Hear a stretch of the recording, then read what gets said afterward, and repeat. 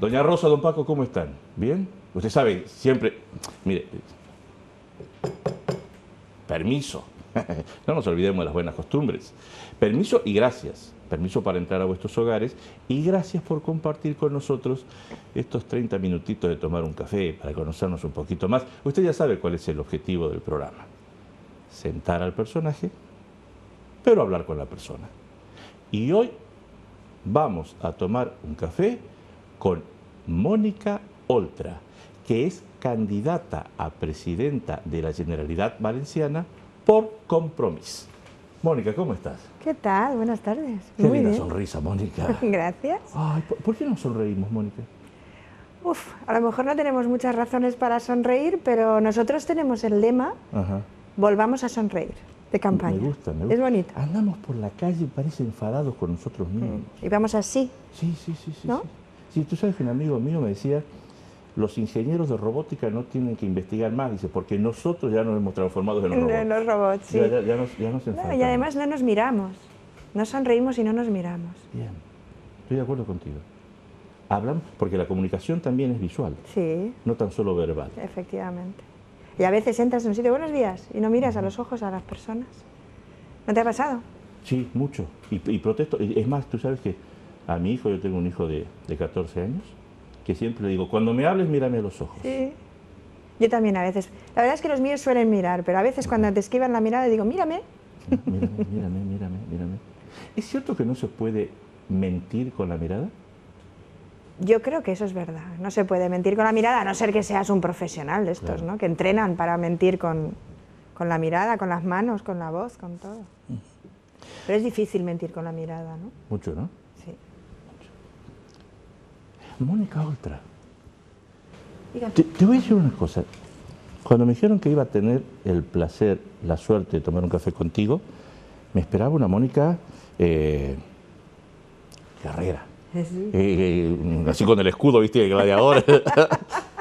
Y me encontré con una mujer dulce, simpática, entre nosotros, casada con un argentino, que ya es una muy buena referencia para mí.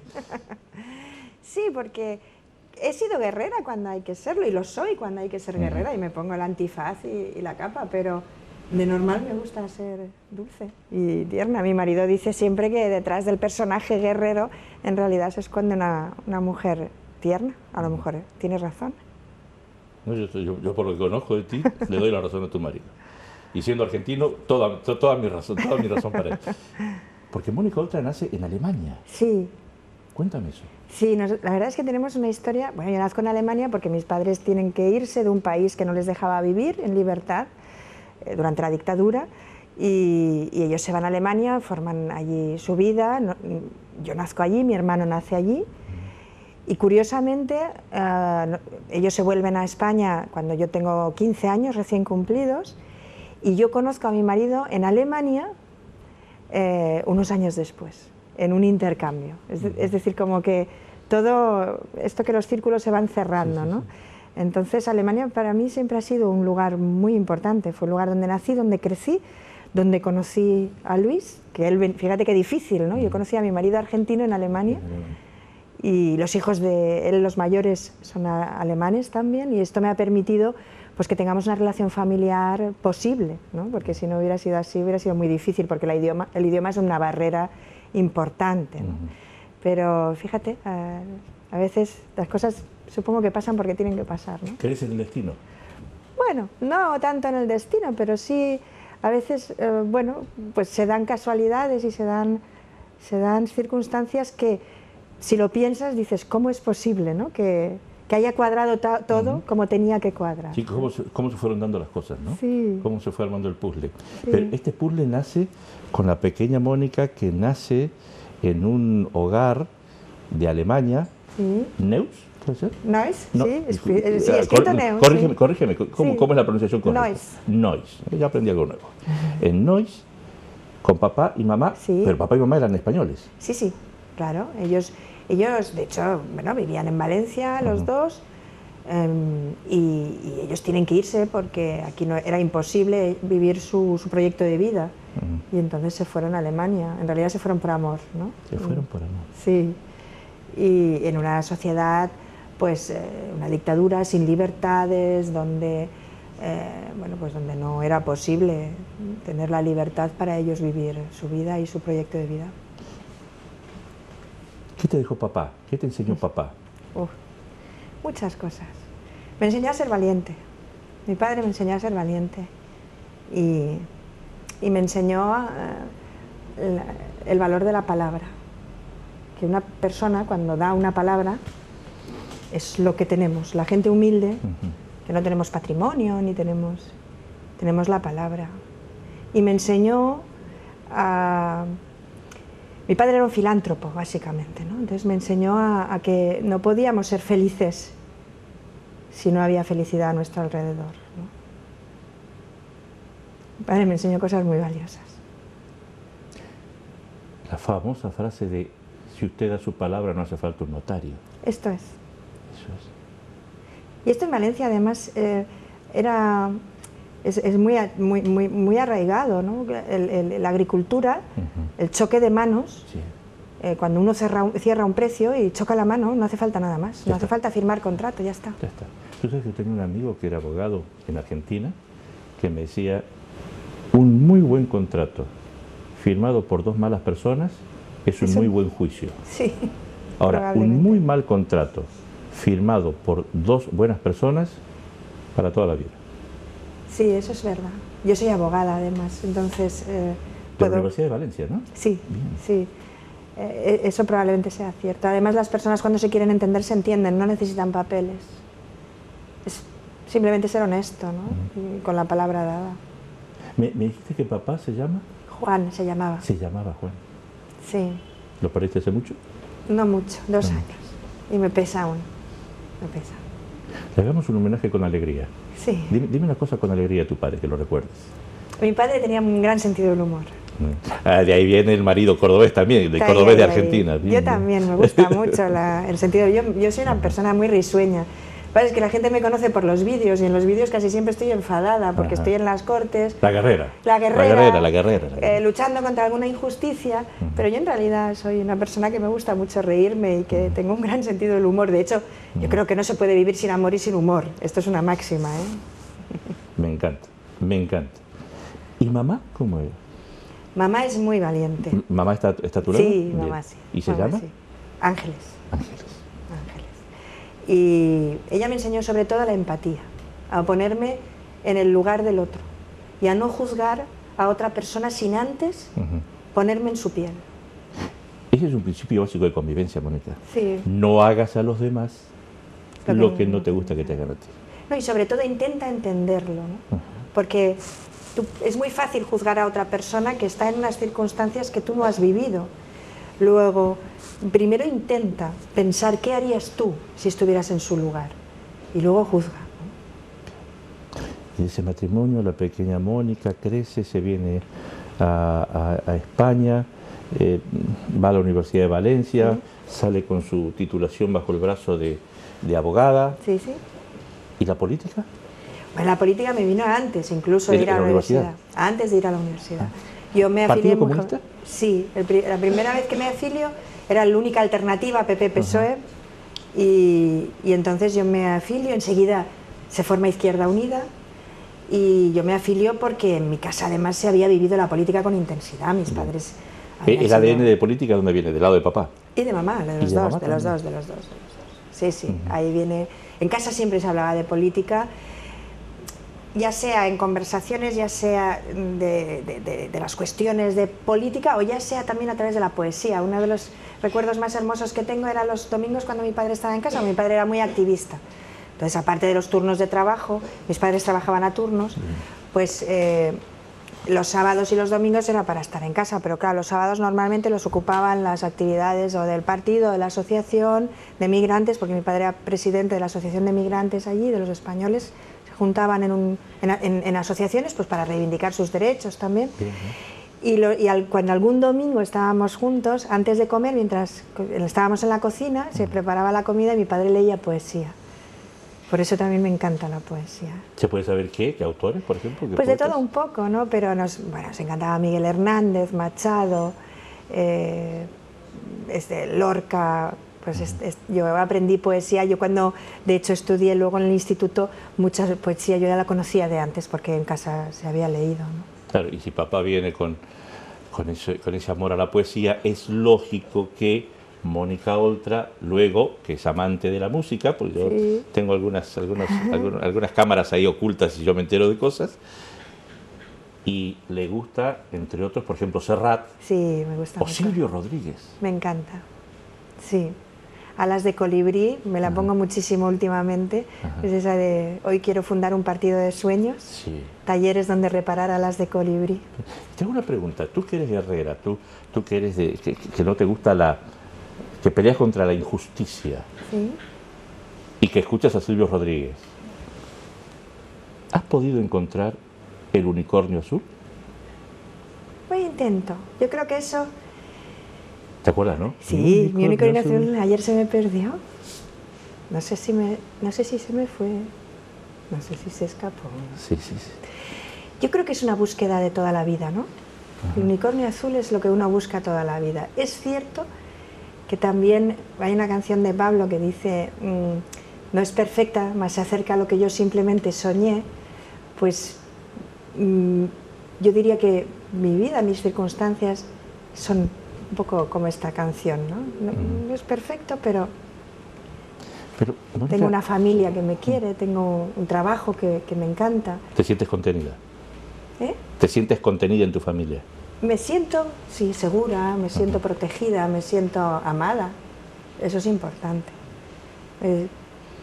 Para dar en política tienes que dar, y tienes que dar energía, y tienes que dar estima, y no puedes dar si no tienes el contenedor lleno, ¿no? Tú sabes, me hiciste acordar, Mónica, me hiciste acordar a un profesor mío que me decía, nadie puede proyectar luz si antes no se ilumina por dentro. Eso es. Pues esto es Él un hablaba poco- de la lectura, ¿no? O sea, que había que leer, También, que había que leer. sí. Mónica, claro, pero yo te veo, eres un terrón de azúcar, te gusta la poesía, peleas contra la injusticia, escuchas a Serrat, escuchas a Silvio Rodríguez, entre otros, pero para la gente que no comparte tu línea de pensamiento, eres una mosquita y de... Sí, bueno. no me caja, ¿cómo es esto? Bueno, esto es como todo, hemos vivido un momento político muy difícil, donde la política se había instalado en el abuso de poder y en el pensamiento único, ¿no? Donde a todo aquel que no estuviera dentro de las líneas que marcaba el Partido Popular, que confundió mayoría absoluta con poder absoluto, todo aquel que no encajara dentro de eso, pues era un bicho raro o molesto. Y yo lo que planteé desde un principio, cuando yo entré al Parlamento, yo dije, mire, ustedes tienen mayoría, es cierto, tienen más votos, eso es verdad, pero a mí no me pueden quitar la palabra, porque aquí la palabra de ustedes y la mía tiene el mismo valor. Luego sus votos valen más porque son más, pero su palabra y la mía valen lo mismo, y eso es lo que algunos identifican con eso molesto, ¿no? El 24 de mayo vale lo mismo el voto del profesor que el voto del alumno. Vale lo mismo. Vale lo mismo. Igual la palabra vale igual en un parlamento. Y lo que pasa es que el Partido Popular llegó a pensar que el tener mayoría le daba derecho a callar a todos los demás. Y yo lo que les decía es que eso les daba derecho a ganar las votaciones, pero no a silenciar al resto, y que a mí me iban a oír. Y que si no me oían y me tapaban la boca, me pondría camisetas. Y si me decían que quitar la camiseta, pues buscaría otra manera de hacerme oír. Y te pusiste varias camisetas. Sí. Yo ya me tomo confianza, sí. Mónica. A saber, primera camiseta, recuérdamelo, por favor.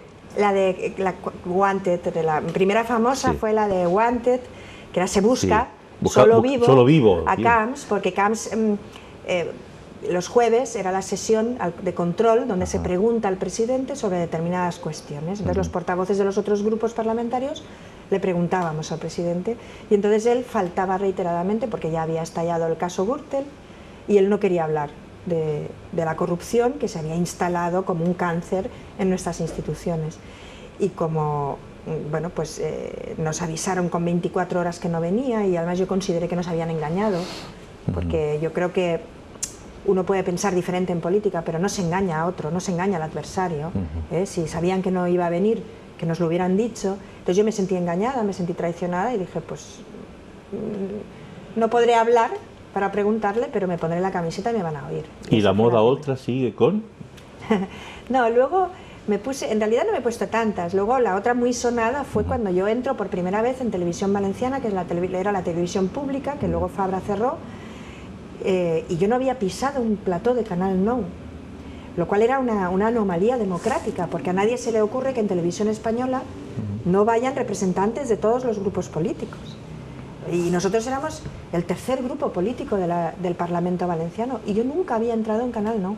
Y yo entendí que yo no podía entrar allí como si no hubiera pasado nada. Entonces, en el debate electoral, que se tenía que hacer por ley, y ahí sí que no nos podían decir que no, porque la Junta Electoral les habría dicho que teníamos que ir, y por ley yo entré en Canal Nou, y por ley yo me puse una camiseta que ponía Canal Nou manipula, y así hice el debate. Intentaron taparlo con los letreros que ponen debajo en la tele. Con los rótulos. Exacto, yo me abría la chaqueta para que se me viera y bueno, aquello fue trending topic mundial en las redes sociales. Ahora, cuando fue lo de Canal Nou, ¿no te sentiste un poco rara porque tenías que ir a defender la televisión de todos los valencianos, por lo menos eso es lo que se decía, cuando a ti no te habían invitado nunca a esa televisión? Sí.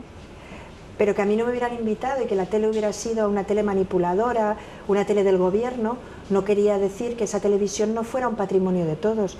Y yo fui a defender algo que yo entendía que era un derecho de los valencianos y valencianas, y lo sigo creyendo, independientemente de lo mal que lo habían hecho. Esto es como si un hospital no funciona bien, no cierras el hospital, haces que funcione. Bien.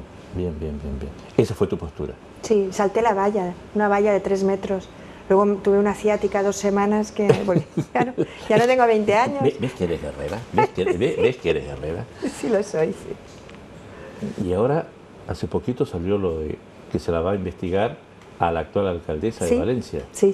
Por el tema de gastos de representación, tengo entendido. Yo no soy muy bueno en política, yo te traslado preguntas de bar.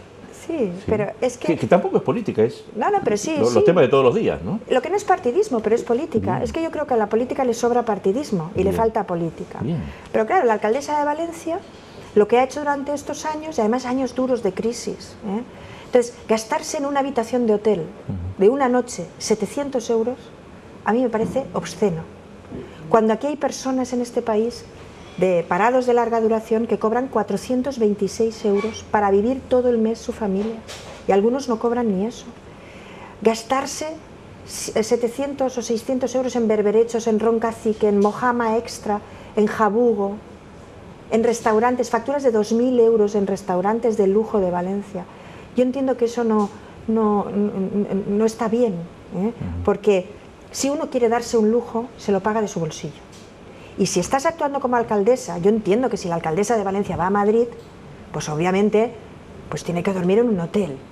Bien, pero se puede dormir muy bien por 70, por 80, por 100 euros en un hotel en Madrid, un hotel de 4 estrellas o de 3 estrellas, sin necesidad de acudir a la suite del hotel más lujoso y gastarse 700 euros. Entonces se ha descontrolado, no hay mesura. Y además en placeres personales, porque foie, pues mucha gente vemos el foie en Nochebuena, ¿no? La gente normal, que tenemos un sueldo normal, pues ese tipo de langosta, ostras, son las comidas que comemos en Nochebuena, pero no lo comes todos los días, y en cualquier caso no tiene por qué pagarlo el Ayuntamiento de Valencia. Pues tú denunciaste muchas cosas, además tengo entendido que fuiste la diputada que más proyectos presentó, 1.600... 16.000. 16.000, ¿qué mil? 16.000 en la legislatura, en los 4 años. 16.000 proyectos. Sí, bueno, iniciativas de todo tipo. Vale. Sí.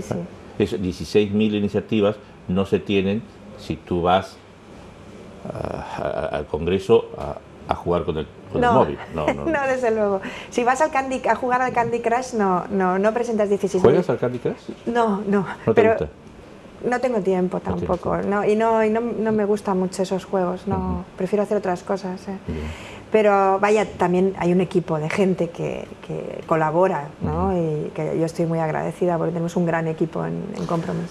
Tú sabes que una vez un amigo que tenía muchas ganas, que tenía sueños, ¿no? Tenía ilusiones, tenía ganas de cambiar la cosa, se metió en política, te estoy hablando de Argentina, Ajá. se metió en política y al poco tiempo renunció, Sí. porque dijo, Teddy, me comentaba, tomando un café, Sí. me decía, Teddy, es increíble cuando aprietan el on, el botoncito, Sí. de la máquina de impedir. Ya. ¿Te has enfrentado a la máquina de impedir? ¿Existe máquina de impedir valenciana? Supongo que sí, que sobre todo cuando se tienen responsabilidades de gobierno hay alguien que siempre quiere impedir que se lleven a cabo las cosas. A nosotros la máquina de impedir era el Partido Popular, obviamente, esa maquinaria de impedirlo todo, el partido del no a todas las propuestas que hacíamos, que incluso a veces en los pasillos te decían, el caso es que tu propuesta no está mal, pero como lo has presentado tú, entonces decías, pero esto no tiene sentido, porque si la propuesta está bien, vótala. Si eso no te hace de menos a ti, al contrario, porque la política es un lugar también donde tenemos que dialogar, transigir, llegar a acuerdos. Nadie tenemos la verdad absoluta, y pensarse que uno tiene la verdad absoluta pues es estúpido, porque nadie la tenemos y el otro siempre te va a poder complementar lo que tú piensas, ¿no? ¿Por qué viene un político y me dice, por ejemplo, en Alicante, ¿no? Sí. Viene un político y me dice, yo quiero ser concejal por Alicante, porque yo quiero luchar por la ciudad, por los derechos, porque Alicante, una ciudad mejor, y resulta que cuando el pueblo lo elige para concejal, ya no es concejal de Alicante, sino es concejal del partido. Sí. No lo entiendo, ¿por qué? Eso pasa mucho porque yo creo que sobre todo los grandes partidos, ¿no? el Partido Popular y el Partido Socialista, los viejos partidos, siempre han puesto esa disciplina encima de la mesa y no han dejado que las personas también sean representantes del territorio que les ha elegido, ¿no? Esa política de proximidad. Nosotros siempre decimos que nosotros somos un partido de proximidad. Sí. A nosotros desde luego nadie nos va a venir ni de Madrid ni de Barcelona a decirnos lo que tenemos que hacer, pero a mí me parece importante que uno tenga las raíces en su pueblo, en su municipio, en su ciudad o en la comunidad, en nuestro caso, ¿no? y que al final tú defiendas los intereses desde tu punto de vista político, desde tu punto de vista ideológico, pero pegado a tu realidad, pegado a tu tierra, ¿no? Y a tu gente. Y a tu gente. Y a tu gente. ¿Por qué quieres ser presidenta de la Generalidad Valenciana? Porque soy valiente, porque para eso hay que tener mucha valentía ahora mismo. Y yo me veo preparada para liderar un gobierno de cambio profundo de las políticas, un gobierno plural, de diversas fuerzas políticas, pero que ponga en el centro a las personas. Yo quiero por fin una política que ponga en el centro a las personas, no los intereses de unos pocos, no el sentimiento, la avaricia de unos pocos, sino una política, yo lo llamo, para la felicidad de todos los días, ¿no? La política que mejora la vida de la gente, porque la vida de la gente ya es bastante difícil. Y si la política encima pone más dificultades, por ejemplo, servicios públicos, ¿no? En educación, en sanidad, pues claro, si tú tienes a tu madre en lista de espera para que la operen, pues eso te dificulta la vida. Si tu hijo estudia en un barracón y no en un colegio construido, en una infraestructura digna, eso te dificulta la vida. Si tienes una persona con dependencia a tu cargo y la política lo que ha hecho es rebajarte las ayudas y no procurar que esa persona tenga autonomía personal, eso te dificulta la vida. Y al final, aquí tenemos que hacer políticas que nos faciliten la vida, porque esas son las políticas para la felicidad, ¿no? Yo entiendo que si la política no sirve para la felicidad, ¿para qué tiene que servir? Frases de café, frases de la calle, que seguramente tienen como raíz, como nacimiento, los partidos que no simpatizan contigo.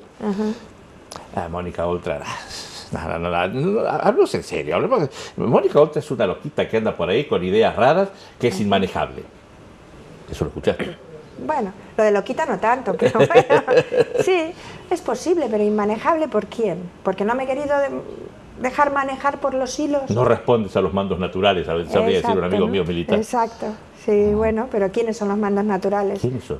Yo desde luego no respondo ante los grandes poderosos, yo respondo ante la gente sencilla, los trabajadores, trabajadoras, el pequeño y mediano empresario, esos que sí que saben lo que es ganarse la vida abriendo persiana todos los días, el pequeño comerciante. Yo respondo ante la gente normal. Mónica, me hablaste de los empresarios. Permíteme dos preguntas y voy a recurrir, porque se me está acabando el café, voy a recurrir a tu poder de síntesis. ¿Es injusto decir que la Comunidad Valenciana hay una gran nube gris de corrupción que la está cubriendo? Sí, es injusto. Es injusto. Sí, la gran nube gris de corrupción está en el PP valenciano. Y eso no es la Comunidad Valenciana. La Comunidad Valenciana está formada por hombres y mujeres honrados, que les cuesta mucho salir adelante todos los días y que no se merecen el gobierno que han tenido. Claro, pero si hay corrupción, la corrupción necesita dos actores. Uno el que da y otro el que toma. El que recibe. Sí. ¿Sí? Y generalmente el que da se lo pone en un escenario que es el escenario de el empresario poderoso, que le da al político para conseguir favores que van a permitir que él sea cada vez más poderoso. ¿Eso quiere decir que en la Comunidad Valenciana también tenemos un empresariado corrupto? Bueno, fíjate que muchas de esas adjudicaciones aquí, la mayoría de obras grandes las han hecho empresas de fuera, grandes empresarios del IBEX 35, que tienen nombres y apellidos. También hay empresarios corruptos aquí, además hay que ver a Enrique Ortiz, que lo tenemos en Alicante, o a otros que han estado imputados en el caso de la CAM, en el caso Brugal, en el caso Gürtel, todos los que financiaron ilegalmente al Partido Popular, presuntamente. Pues esos son empresarios corruptos, corrompedores. Bien. Hay una frase que se hizo famosa ya en un encuentro, creo que latinoamericano, no lo recuerdo bien en estos momentos. ¿Para qué me meto yo si no lo tengo bien fresco en la memoria? Pero fue popular, ¿sí? ¿A ti nunca te hicieron llegar esa frase? Eso de, ¿por qué no te callas? No se han atrevido. Es que a mí es muy difícil callarme. ¿Alguna vez te quisieron comprar? No, me quisieron callar. Me quisieron callar. Y yo... Tengo 30 segundos, cuéntame eso. ¿Te quisieron callar? Sí, a mí me investigaron mi vida privada, a mí me llamó un juez y me dijo, te están investigando los casos donde has intervenido como abogada, a mí me sacaron toda la historia familiar de la ida de mis padres a Alemania, a mí me han insultado en las cortes, en fin, yo he sentido la presión muy cerca. Pero bueno, nosotros somos una familia fuerte, unida, y tengo un círculo de gente a la que quiero y que me quiere, que estamos muy unidos, y dijimos, esto lo vamos a superar. Y así es, quiero decir que todos esos que me presionaron, que me investigaron, ahora están en los tribunales acusados de corrupción. Y yo les dije, yo seguiré con la cara bien alta, ustedes se irán de aquí y no podrán llevar la cara bien alta. Pero esta mujer abogada, esta mujer política, esta mujer gladiadora, luchadora, claro, termina el día, vuelve a su casa, se encuentra con su marido, con Luis, se encuentra con sus hijos. Cinco chicos hay en tu casa, ¿no? Bueno, no siempre, los mayores van y vienen, porque ahora también están ya mayores y ya hacen también mucho su vida. Los mayores van y vienen porque, claro, son de la primera pareja. Tengo entendido que son tres chicos del primer matrimonio de Luis. Sí, y dos comunes. Y dos contigo. Sí. Bien. ¿Nunca llegaste a tu casa y miraste la postal familiar y decir... ¿Quién me habrá mandado a mí meterme en esto? ¿Vale la pena?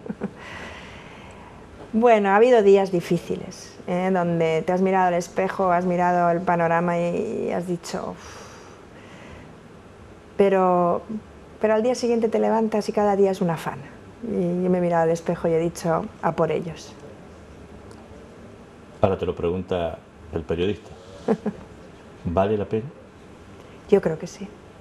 ¿Por qué?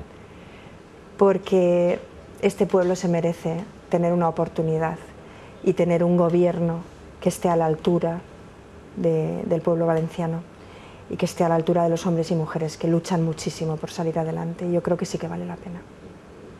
¿Tienes reales posibilidades de ser presidenta de la Generalidad? Estoy en manos de los hombres y mujeres que votarán el día 24. Claro que las tengo. Si llenamos las urnas de sonrisas, seré presidenta. ¿Puedes llegar a ser presidenta a través de un pacto? Claro, y del diálogo. A mí me encanta la palabra. Claro que puedo. Y será, porque nadie va a tener mayoría absoluta, si es que cualquiera que vaya a aspirar a la presidencia lo será a través de un pacto. Y yo me veo una presidenta dialogante y una presidenta que una en un solo gobierno diferentes maneras de pensar. El lunes 25 de mayo va a ser el Día Nacional del Pacto en España. Estaría bien, estaría bien, porque probablemente en muchas comunidades autónomas que también tienen elecciones se dará un panorama parecido al nuestro. Podría estar bien que sea el día del diálogo, del pacto, del acuerdo, del entendimiento. La gente del Partido Popular dice que partidos como Compromís, como Ciudadanos, como Podemos, como el mismo Partido Socialista, no tienen ningún programa. El único programa que tienen es sacarlo al Partido Popular del gobierno.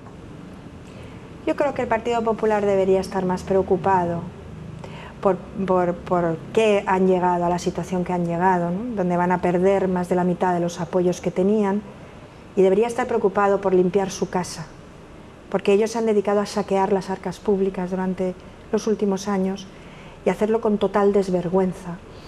Y yo creo que el reto más grande al que se enfrentan ahora, pasando a la oposición, es limpiar su partido, porque yo sí que creo que la democracia necesita que los partidos, y también el Partido Popular, estén instalados en la decencia política y no en la indecencia. Claro que tenemos programa, yo siempre lo digo, yo cuando me dicen, ¿usted quiere desalojar al PP de las instituciones? Digo, eso lo van a hacer los ciudadanos el día 24. Yo lo que quiero es construir un futuro y unas políticas que mejoren la vida de la gente. Ese es mi afán, no echar a nadie, que eso ya lo van a hacer los ciudadanos el día 24. Me escuché bien porque no estoy bien del oído, Mónica.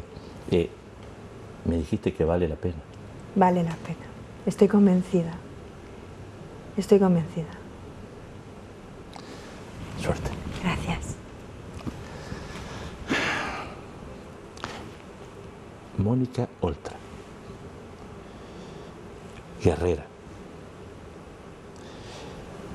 Es candidata a presidenta de la Generalidad Valenciana por Compromís y se la ve muy comprometida. Dice que quiere una comunidad mejor, que no hay nubes grises de corrupción, que en la Comunidad Valenciana tiene que seguir brillando el sol, como es característico. Sol, Comunidad Valenciana, son prácticamente sinónimos. Lo que sí hay que hacer es limpiar un poco. Limpiar un poco. ¿Usted qué opina, doña Rosa? ¿La convenció? ¿Y usted, don Paco? ¿Lo convenció? Porque usted sabe que nosotros le damos la información para que usted tome una decisión. Porque hay una cosa que sí está clara. El 24 de mayo, ustedes deciden. Ustedes. Gracias por tomar este café con nosotros. Como siempre, han sido muy amables.